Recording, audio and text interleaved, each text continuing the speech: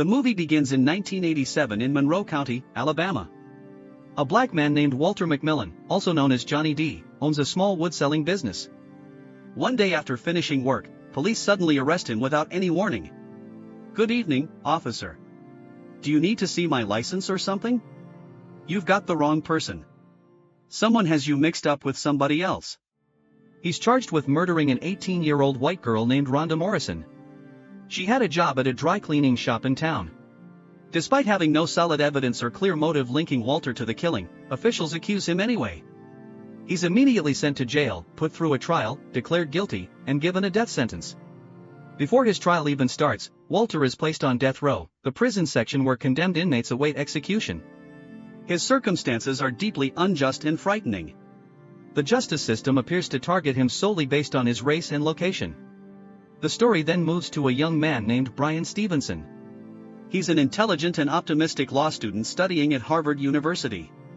During one summer break, Bryan goes to a jail in Jackson, Georgia for his internship. While there, he meets a death row inmate named Henry Davis. Henry appears nervous and frightened during their conversation, but Bryan speaks to him with kindness and patience. Bryan explains that he's visiting through the Southern Prisoners Defense Committee, the group where he's doing his internship. He tells Henry that an attorney will handle his case soon and that he won't face execution within the coming year. "You're not in danger of being executed anytime during the next year." Henry experiences enormous relief upon hearing these words. His muscles relax and the terror in his expression begins to fade.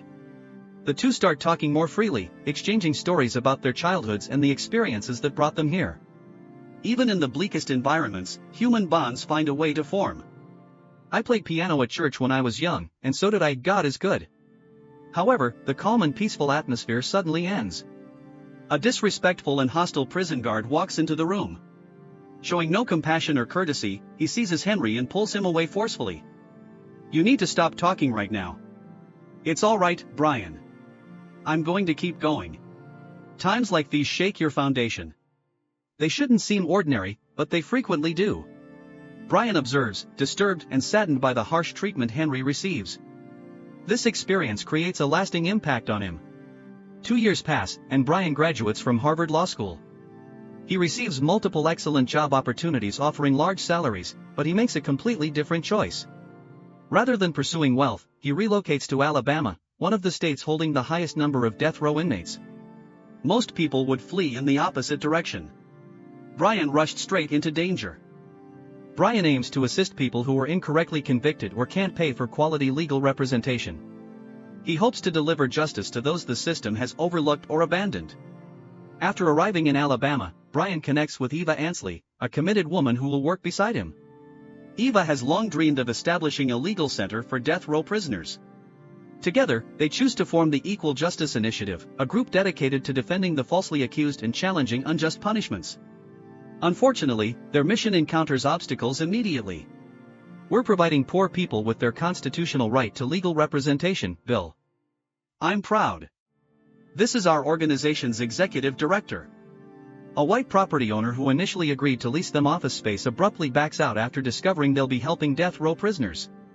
He claims he wants no association with their work. This rejection is discouraging, but Eva won't surrender. "You all have a pleasant day now." What a terrible person. She allows Bryan to operate from her home temporarily. Real supporters don't wait for convenient circumstances. They appear where it matters most. While they're collaborating at her house, Eva reveals her personal motivation for this type of work. She recalls reading about a death row prisoner who couldn't obtain any legal assistance. His situation stayed with her. That recollection motivated her to continue looking for someone willing to fight for justice. Right when she was considering giving up, she received a telephone call from Bryan. He provided legal help and even secured federal money to launch their initiative. Eva mentions that instinctively, she had already committed to working with him before he formally offered her the position. "I was committed before you even made the job offer." "What's that?" "Oh, yes. Doug isn't aware of that detail yet." "Sorry, sweetheart." Shortly afterward, Bryan goes to a nearby prison to meet 6 death row inmates. However, before entering, he experiences discrimination. "I should be listed in the log. I'm scheduled to meet 6 clients today. Are you actually a lawyer?" I'll have to search you. What's happening in that room over there? And remove everything. Bryan is stunned and clarifies that attorneys shouldn't receive this treatment. Nevertheless, the guard won't permit him entry unless he complies. Having no alternative, Bryan agrees. Even attorneys defending justice aren't protected from degradation. The system has no decency. Bend forward and spread. Inside, he listens attentively while the inmates tell their stories. One inmate is Herbert Richardson, a Vietnam War veteran. Herbert describes returning from war with severe mental health problems, particularly post-traumatic stress disorder, PTSD. How many more like Herbert get punished for injuries nobody attempted to heal? He explains that he put a bomb on a woman's front porch but never intended to kill anyone. But I didn't intend to kill anybody. The previous lawyer claimed there's nothing more to be done. Regardless of your actions, your life still has value. His behavior resulted from a disturbed mind and ignored suffering. Eventually, Bryan finally meets Walter McMillian, Johnny D. By now, Walter feels defeated and without hope. He's lost faith that the legal system will help him. He tells Bryan that every previous lawyer abandoned him when his money ran out. The last lawyer I had sitting where you're sitting said my family ran out of money. When money disappeared, he disappeared. Walter doesn't anticipate anything different now. He cautions Bryan that handling his case is risky. This caution isn't based on paranoia, it's based on past experience. You're a wealthy young man from Harvard, you don't understand what happens down here when you... He explains the system is merciless, particularly toward black men who resist it. According to Walter, when Bryan begins uncovering the truth, authorities will ruin him just like they ruined others previously. Walter also expresses his frustration about being judged guilty without adequate evidence. There are no fingerprints, no actual proof, just the false statements of one man attempting to negotiate a deal with police. Speaking to an all-white jury. These people don't care about any of that. The only suit they want to see me in is this prison suit I'm wearing. When you're considered guilty from birth, no evidence matters. And the sole witness they have fabricated the entire story. Following this, Walter becomes too distressed to continue talking. He leaves, not yet ready to trust Bryan. Back at Eva's house, Bryan begins reviewing the case files of the prisoners he encountered. The following morning, he informs Eva that he's convinced Walter is entirely innocent. I don't believe McMillian committed it. The primary witness who pointed the finger at him is Ralph Myers, a man who has spent considerable time going back and forth to jail. Ralph has been found guilty in a separate murder case as well. Bryan also learns about another witness named Bill Hooks. Bill stated that he spotted Walter's truck near where the crime occurred, but something about his statement seems questionable. Bryan and Eva start suspecting that Ralph Myers approached the police, who were facing significant pressure to solve the murder, and provided them a name in return for reduced charges. An 18-year-old white girl gets murdered in the middle of the day, and the sheriff can't solve the crime for how long? Nearly a year. Bryan decides to meet Tommy Chapman, Monroe County's district attorney. Tommy previously worked as a public defender, so Bryan hopes he might listen to reason. During their conversation, Bryan thoroughly explains why he believes Walter's conviction is incorrect. However, Chapman dismisses Bryan's concerns. You realize I wasn't involved in his prosecution, correct? That occurred long before I started. If you examine the sections I've marked here, you'll notice some issues with Ralph Myers' testimony. He claims that Walter caused pain to the community and warns that reopening the case will anger many residents. Bryan responds calmly, stating that his responsibility isn't to keep people comfortable. It's to ensure the truth emerges and justice gets served. Truth seldom brings comfort. It brings transformation. And not everyone desires that. Well, making people happy isn't my responsibility. It's to secure justice for my client. As Bryan exits the office, he observes 3 black men being handcuffed and arrested right there on the sidewalk. The ongoing injustice surrounding him only increases his resolve to continue fighting. Later, Bryan visits Walter's house and meets his wife, Minnie, along with additional family members. This is our youngest son, John. A baby girl, Jackie. Inside, everyone says the identical thing. Walter couldn't possibly have committed the crime. Our belief is there's absolutely no way Johnny D did this crime. You were with your father that day. Yes, we woke up at 6 o'clock in the morning to put the truck on the lift. On the murder day, Walter was home hosting a fish fry to raise funds for their church. He spent the entire day with his family, including repairing his truck with his son, John. During the visit, a relative discloses another significant detail. In the past, Walter had an extramarital relationship with a white woman. When her husband discovered this, he told the entire community. Afterward, people began spreading gossip. Initially, they labeled Walter a cheater. Next, they claimed he was a drug dealer. Gradually, these stories evolved into something even more serious. People started calling him a murderer. So, when someone accused him of murder, nobody questioned it twice. Although many felt hurt by his infidelity, she states that Walter remains her children's father, and she stands by him regardless. Before departing, Bryan talks with Darnell Houston, a friend of Walter's son.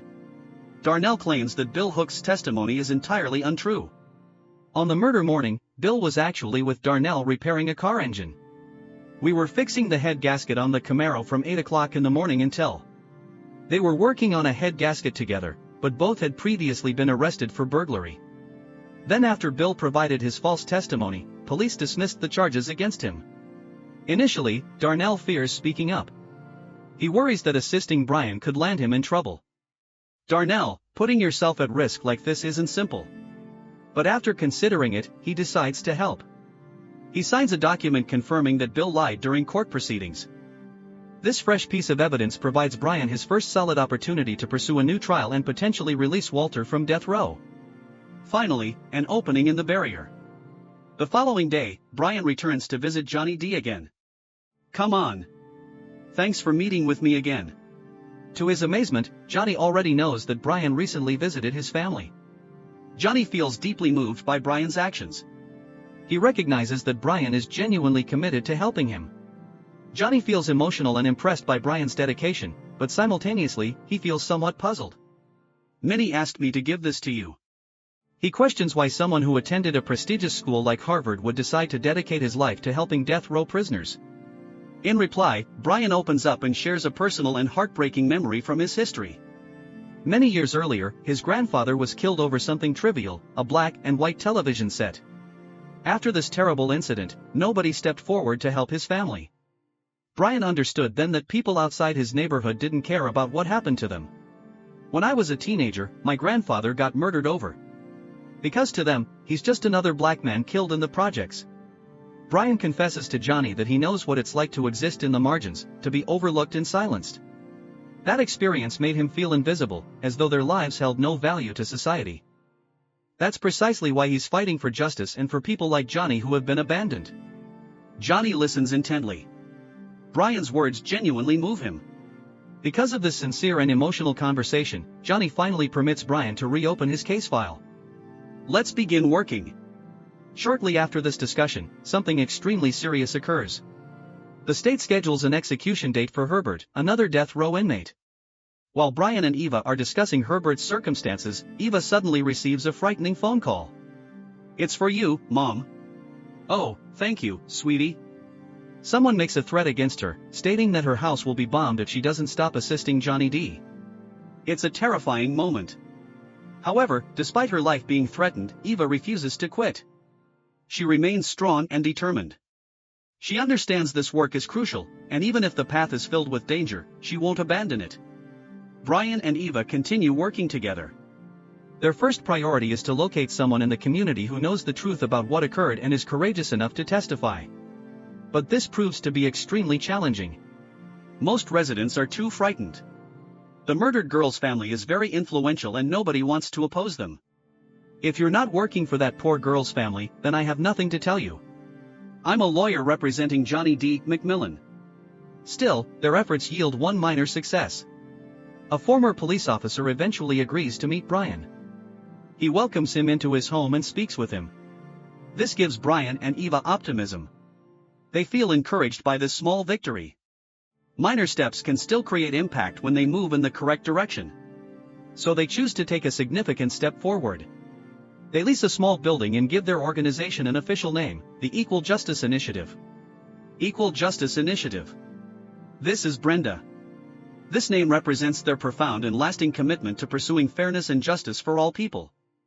Meanwhile, something else occurs that creates problems. Police arrest Darnell while he's at his regular job. How on earth are they arresting me for perjury if all I did was tell the truth? They even did it directly in front of his employer, which embarrassed and shocked him. I knew I shouldn't have signed that document, man. Darnell becomes furious.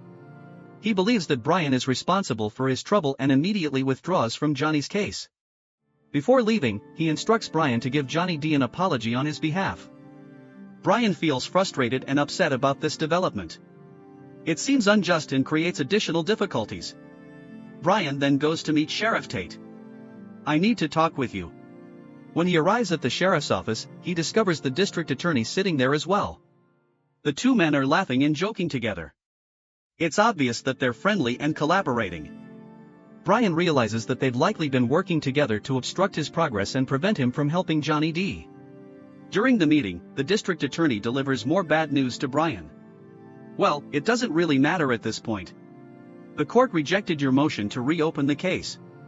He informs Bryan that his motion to reopen Johnny's case has been officially rejected. Bryan feels devastated. He's angry and disappointed.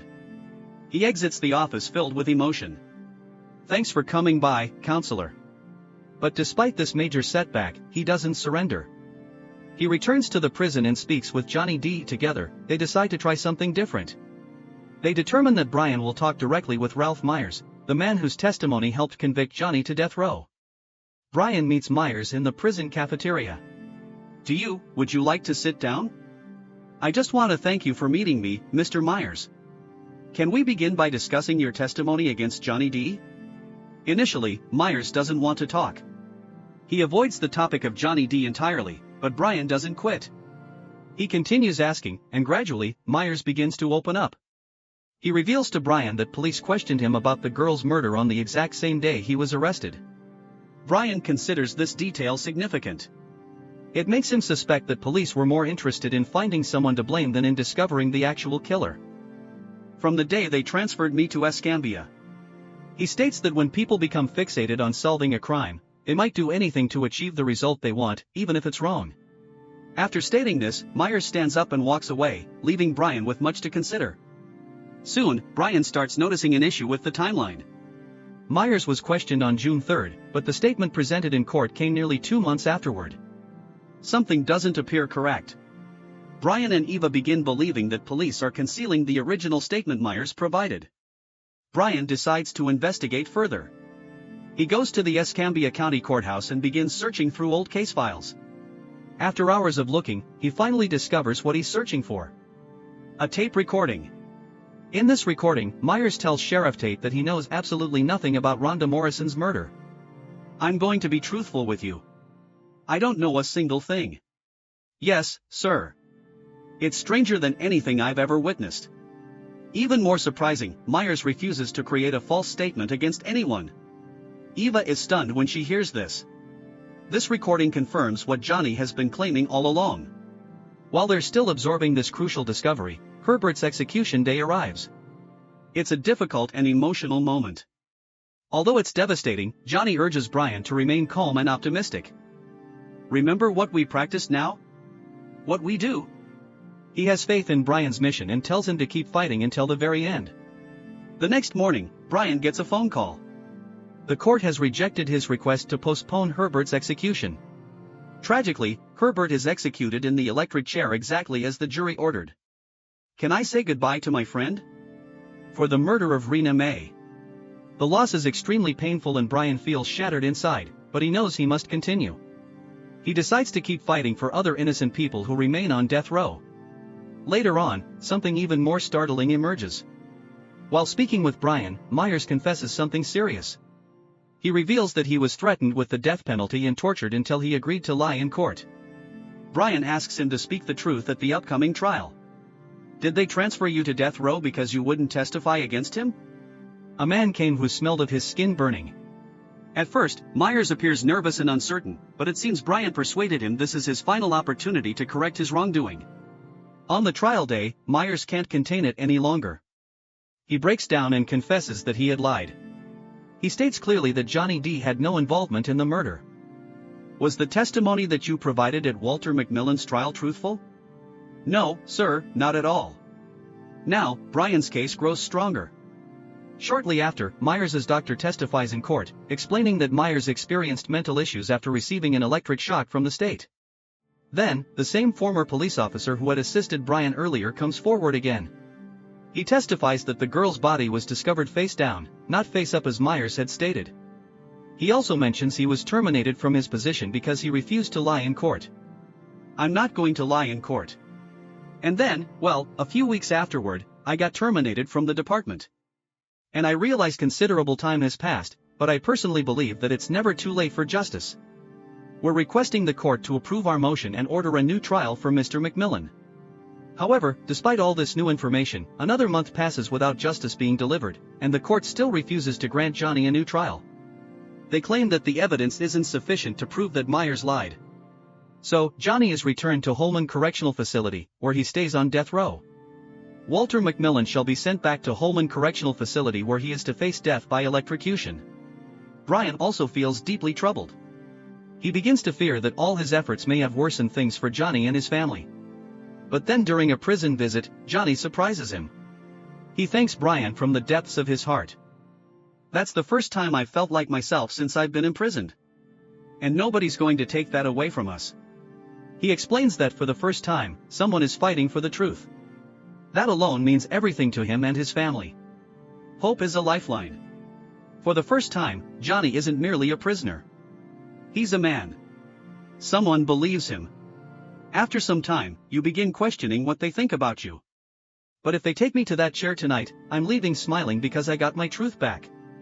Shortly after their meeting, Bryan starts working on a fresh plan. This time, he prepares to submit all the evidence to the Alabama Supreme Court in Montgomery. This higher court has greater authority and can force the lower court to grant Johnny a new trial. Bryan also appears on a 60 Minutes public television segment. His name is Walter McMillian, known to his friends as Johnny D. And he's been. Johnny D says they want to execute the wrong man.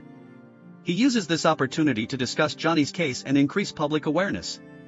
Thanks to these efforts, the Alabama Supreme Court finally makes an important decision.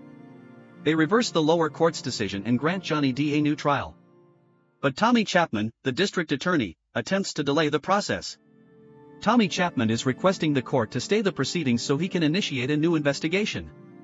He's attempting to buy time to reconstruct his case. Soon after, Bryan goes to visit Chapman at his residence and asks him to support the motion. Chapman becomes angry and forces Bryan out. Still, on the court hearing day, something unexpected occurs. Bryan delivers a powerful argument. His speech before the judge is compelling. Then, in a surprising action, Chapman changes his position. He decides to support the motion. "Mr. Chapman, what is the state's position regarding this motion?"